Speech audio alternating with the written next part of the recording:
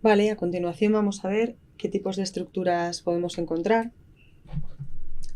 No hay estructuras únicas. Para empezar os diré que eso es así. No es que haya unas estructuras estándar que haya que seguir. Simplemente yo os voy a mostrar algunas, pero en realidad la estructura puede ser como queráis, siempre y cuando haya una coherencia, ¿de acuerdo? Es decir, haya un sentido en la lectura, una narratividad, una lógica, una justificación, ¿vale? Como podéis ver aquí, hay diferentes estructuras, en este caso para una infografía de tamaño A3 como vamos a hacer, esta sería la medida, y dependiendo de cómo se genera el contenido y cómo se estructura ese contenido, vamos a tener más potencia visual y por tanto más jerarquía o menos, ¿de acuerdo?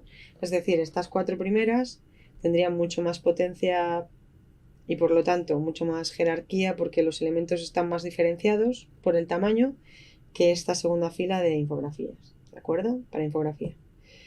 Podríamos decir que las más potentes y las que más impacto visual van a crear van a ser estas dos primeras, incluso esta cuarta.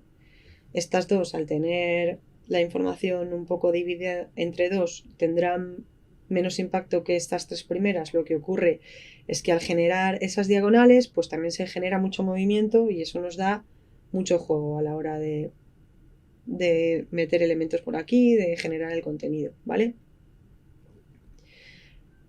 En el caso de estas otras cuatro, pues cuanto más igualamos la información y cuanto menos diferenciación hay entre elementos, menos jerarquía hay y por lo tanto menos potencia visual, ¿vale? Pero esto siempre va a depender del contenido que tengamos. Por ejemplo, si estamos hablando de una comparativa de precios, pues tendremos que irnos a algo similar a esto. Si estamos hablando de un timeline, pues quizá nos tendremos que ir a algo similar a esto. Si lo que queremos es hacer la infografía de un producto único en el que se da la información muy detallada, pues podemos irnos a algo más a esto en el que podamos meter toda esa información en este centro, ¿vale? Pero siempre la estructura va a venir generada por el contenido que teníamos. Recordad que en las clases anteriores os hablaba de que esto va a estar muy marcado por el cliente normalmente, dependiendo de qué es lo que se quiera reflejar en esa infografía. En nuestro caso, esta toma de decisiones va a estar de nuestra mano, ¿de acuerdo? Hay que tener muy en cuenta también qué ritmo de lectura le vamos a dar a nuestra estructura y a nuestra infografía, por tanto. Normalmente en Occidente el sentido de lectura ya sabéis que va de izquierda a derecha, de arriba a abajo, ¿vale? Entonces vamos a tener que crear ese hilo para que el espectador pueda ir viendo por toda nuestra infografía por dónde tiene que ir leyendo, ¿de acuerdo?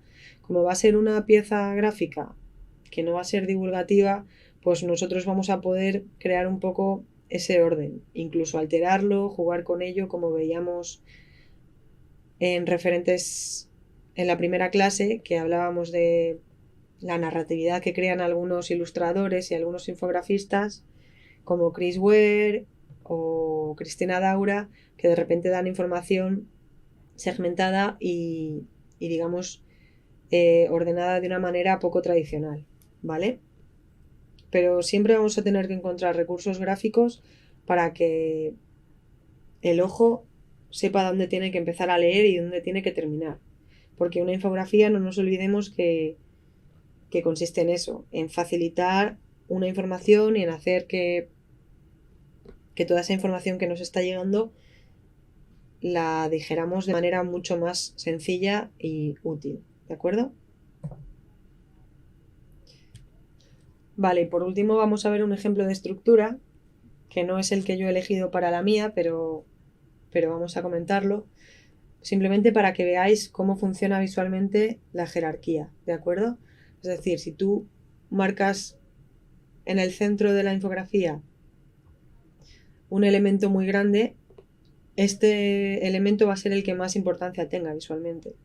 Si marcas dos elementos que tienen un tamaño un poco menor arriba en la parte superior de la infografía, esto va a ser lo que leas en segundo lugar, digamos. Y por último estaría estas dos filas, ¿vale? En tercer lugar, estarían estos 4 círculos que ¿por qué no? ¿Por qué están, a pesar de ser más pequeños, tienen más peso visual? Pues porque se están situando en los 4 puntos que rodean la parte central, ¿vale? Está en el centro. Entonces, aunque esto fuera menos grande, aunque tuviera un tamaño más pequeñito que esto, como está pasando, como tiene más aire por aquí también,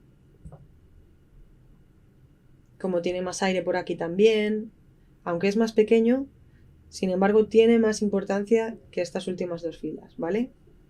Porque también estas están, digamos, enmarcadas de una manera más simétrica, en filas y columnas, que eso siempre genera más orden, ¿vale?